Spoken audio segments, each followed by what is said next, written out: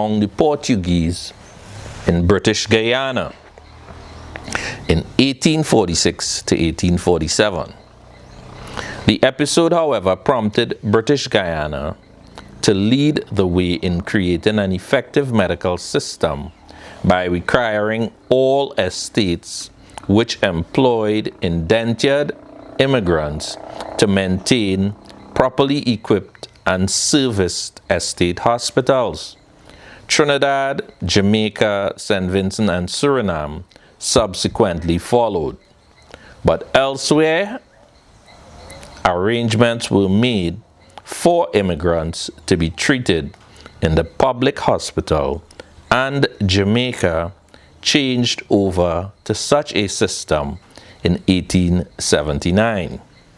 The system of estate hospitals was also employed in the French colonies.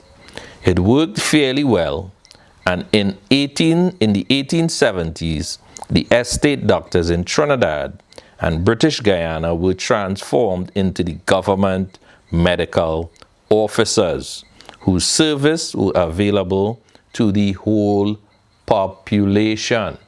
So folks, if you're paying close attention, you would discover how the hospitals and the hospital systems came into existence in Trinidad and in other islands as well as Guyana around the 1846 and 1847, and then later on in 1879 and around in the 1870s.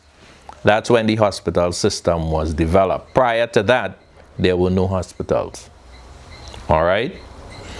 On the estates, they would have brought in doctors on occasion whenever they had major health issues. Thereafter, the health of immigrants was much improved, and the hospital system, if not always wholly adequate, was one of the brightest spots on the horizon. Information concerning the health of the immigrants is abundant, but haphazard and only partially reliable. It was generally believed that after a period of about 18 months for acclimatization, their health was normally good, though there were always estates where sickness and mortality was disturbingly high.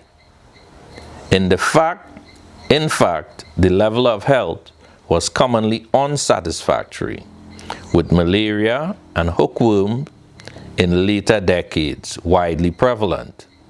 These diseases produced seriously debilitating effects, which were a major factor both in high incidence of unauthorized absence from work and in the failure of a large proportion of the immigrants to achieve reasonable earnings. The low level of earnings in turn affected standards of nutrition and thus of health. Available statistics indicate a slow but steady rise in the standard of health. Yet, as late as 1907 to 1912, the number of cases of illness in Trinidad annually was seldom less than twice the indentured population, while the annual incidence of malaria was 1 in 2, and 50% of all new arrivals were affected by hookworm.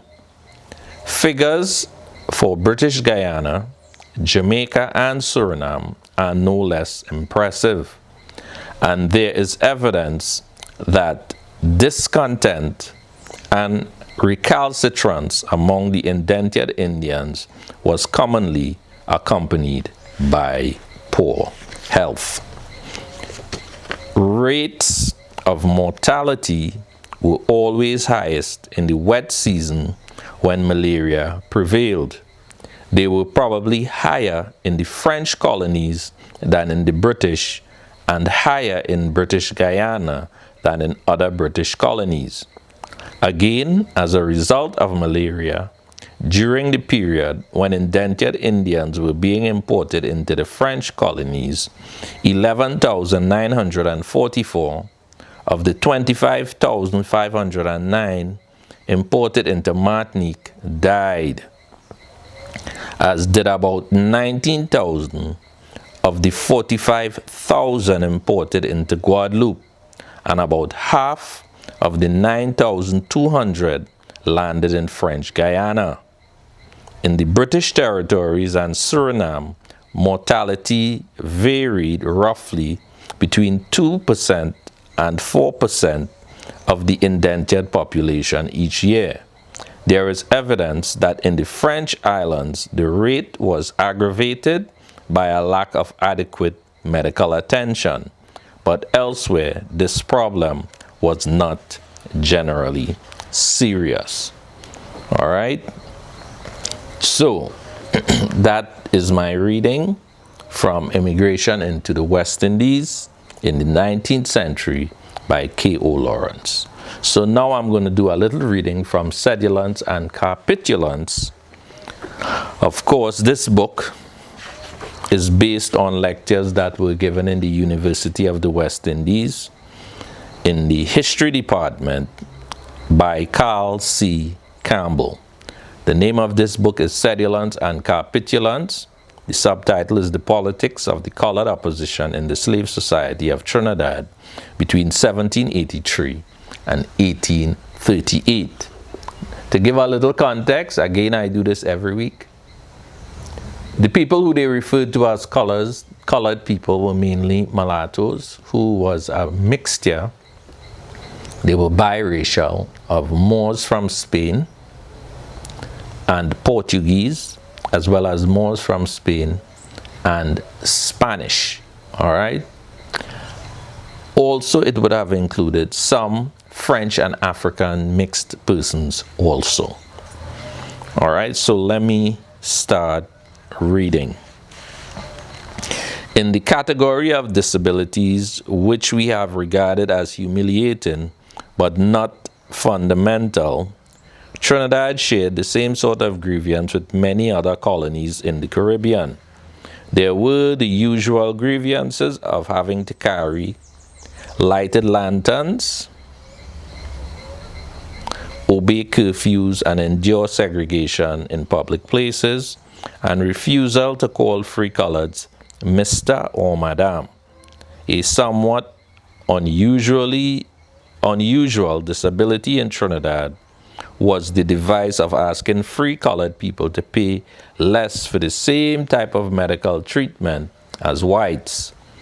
The elite free coloreds, not appreciating the economy, saw the indignity and feared of a lower standard of treatment.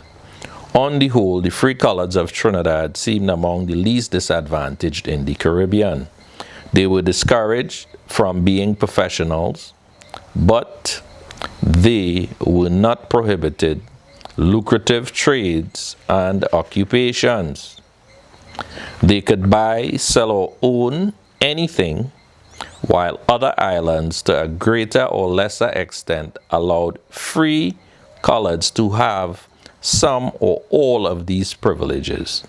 Trinidad combined them with a scheme of free land grants which lasted from 1783 to 1812.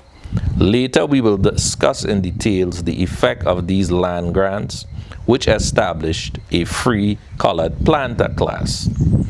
If the Trinidad free coloreds had economic rights equal to the whites, they had, in a political sense, a negative equality of a sort, since neither they nor the whites had the vote. But of course, in practice, Crown colony government was conducted by the governor with the aid of an all-white council. And in this sense, the free coloreds were in fact disadvantaged. But the incessant arguments in the colonies with the assemblies about the franchise did not arise in Trinidad, except where the more fundamental question of achieving an elected assembly arose in the first instance. The need for an assembly was discussed more often than a franchise. Another advantage which the free coloreds of Trinidad had, or thought they had, was the strategic position of being able to argue that they had lost under the English rights which they possessed under the Spanish. The free coloreds of the French Antilles, especially those of Saint-Domingue, were the counterparts in the Caribbean, most clearly in a similar position. They could and did argue that they had rights under the Colonial, which they subsequently lost, though without a change of flag. There was a sense, though, in which most of the free coloreds of the other British islands knew that their position had been eroded by legislation in the 18th century. The difference in their position was that they could not point to any Magna Carta like the Code Nor or the Cedula of 1783. Some accepted this erosion as understandable at the time it was done.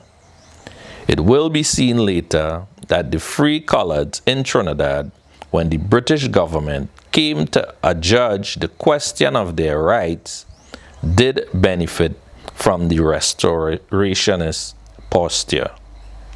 The response of Trinidad free coloreds to their disabilities cannot be said to have taken long to mature.